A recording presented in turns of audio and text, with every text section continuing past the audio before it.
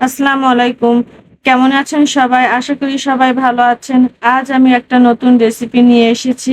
নারকেল দিয়ে সাবুদানার নাড়ু রেসিপি। চলুন তাহলে শুরু করা যাক। চুলায় পাতিলে পানি গরম করতে দিয়েছি। পানি ফুটে উঠলে সাবুদানাগুলো ঢেলে দিব। সাবুদানা ভালোভাবে সিদ্ধ হয়ে গেলে নরমাল পানি দিয়ে ধুয়ে নিব। এখন আমি প্যানে ঘি দিলাম। ঘিটা ভালোভাবে গলে গেলে পুরানো নারকেলটা ঢেলে দিলাম। দিয়ে ভালোভাবে নাড়াচাড়া করে নারকেলের পানিটা শুকিয়ে নেব। এরপর চিনি দিলাম। চিনি দিয়ে ভালোভাবে নাড়াচাড়া করব। তারপরে একটু গুঁড়া দুধ দিব। আবারও ভালোভাবে নাড়াচাড়া করে এরপর সাবুদানাগুলো ঢেলে দিব।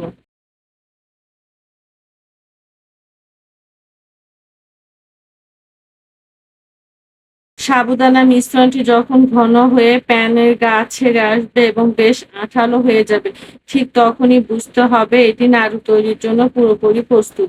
এবার চুলা বন্ধ করে গরম মিশ্রণটি একটি বাটিতে ঢেলে নিব। হালকা একটু ঠান্ডা হলে হাতে সামান্য ঘি মেখে গোল গোল করে নাড়ু বানিয়ে নিব। তৈরি হয়ে গেল মজাদার নারকেল সাগুদানা নাড়ুর রেসিপি। আশা করি রেসিপিটি আপনাদের ভালো লেগেছে। এরকম রেসিপি ভিডিও পেতে আমার চ্যানেলটি সাবস্ক্রাইব করুন এবং আমার পেজটি ফলো করুন। আল্লাহ হাফেজ।